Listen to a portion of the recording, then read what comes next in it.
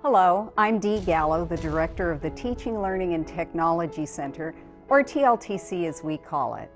Our mission is to assist all UCI instructors, lecturers, faculty, and TAs to help them to enhance their teaching skills and thus increase student learning. In addition to videos such as this one, we offer a wide range of free and confidential services that you can learn more about by accessing the links on this page. In this short video, we'll explore ways in which you can help generate more student participation in your courses. We'll discuss deep versus surface learning, and we'll consider 2 low-tech, low-risk teaching strategies that you can use and that are suitable for both large and small classes. While we can only offer a few suggestions here, there are additional resources at the end of the PowerPoint slides that accompany this video.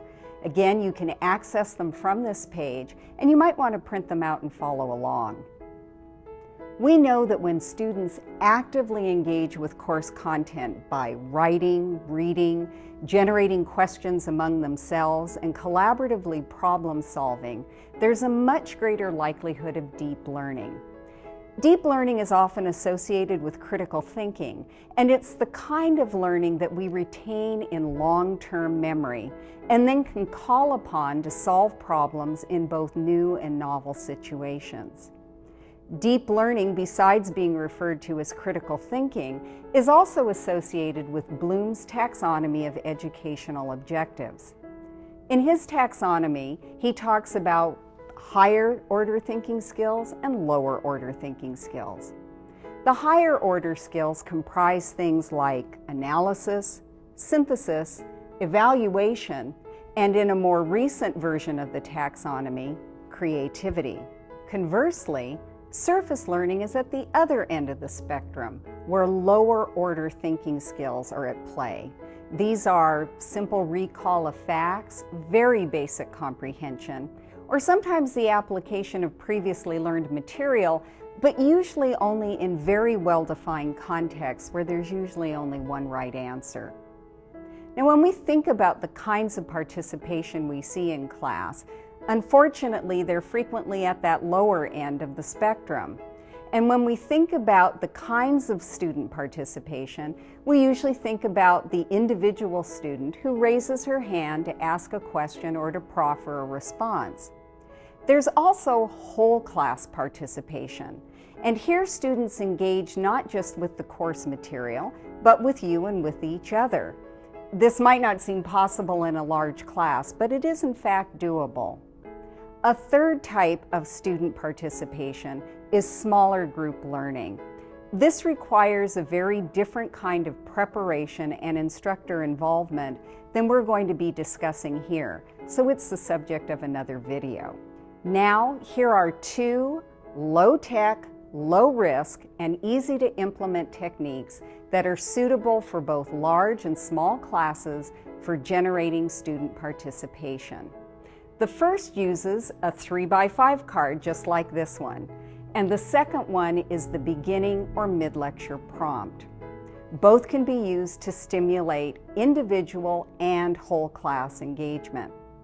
With the 3x5 card, you can provide it or ask the students to purchase it and bring it to each class. Now, many students are intimidated about the prospect of speaking up in class, so the card is an ideal low-risk way for them to participate. At any point during the class, and especially when you think you're losing them, ask the students to pull out the cards and to write down a how or a why question about the course material. And I emphasize that it be a how or a why question to keep them in that higher order realm. Announce that they only have about a minute or 2 to generate the question because this will help keep them focused. In a small class, collect the cards and then redistribute them. In a larger class, a TA can assist you, or have the student take their card, hand it to the person behind them, and then that student can hand it to the person to their right or to their left. Again, this sort of mixes up the cards and redistributes them. Now when you call on a student, both you and they can feel a bit more comfortable because all they're doing is reading what somebody else wrote on the card. They don't need to take ownership of it. Thus, it lowers the risk. An added benefit here is that they do get to practice a little bit of public speaking. Even though it isn't spontaneous speech, we know that once they start talking, they often continue. Now the next step, ask the other students to look on their card and to see whether or not their question is similar to the one that was just asked, and if so, to raise their hands. Now when they do that, both you and the students get immediate visual response that lets everyone know where everyone stands. Another reason that students don't participate is because they're worried about revealing that they're the only ones who didn't get it, that they're going to ask that dumb question. When they see that other people have similar questions, it normalizes it, so they're much more likely to pursue it. And when you and their classmates start addressing those questions, you're validating them. And when we positively validate student participation, it's much more likely to occur. A variation on this theme is to ask the students to wait and write those questions at the end of class. Collect the cards and then review them later. And you're going to find this is a great time saver for you because you'll notice that their questions will start falling into patterns or categories. So instead of addressing every single question on every single card, instead you can just address those categories. You can do it in class, by email, or perhaps on the course noteboard. If you've got a really large class, just take a sample of the cards. By the way, this technique is called a classroom assessment technique, or CAT, and it's a great way to get formative feedback both on how the students are doing and also input for how you might want to adjust your teaching. If you'd like to learn more about CATs, check out Sean Longstreet's video on this topic. Another strategy is the beginning or mid-lecture prompt, and actually you can use this at any point during a class, and it too can serve several purposes. At the beginning of a class or when you're about to give new information, write an open-ended question up on the board or perhaps in a PowerPoint slide or on a handout. Tell the students that you're going to lecture for, about 7 to 10 minutes, and then at the end of that time you're going to stop and the whole class will discuss their responses to the posted question. You can have them write their responses on those cards or on a piece of paper and again collect them and redistribute them, or simply call on the students to read what's on their card.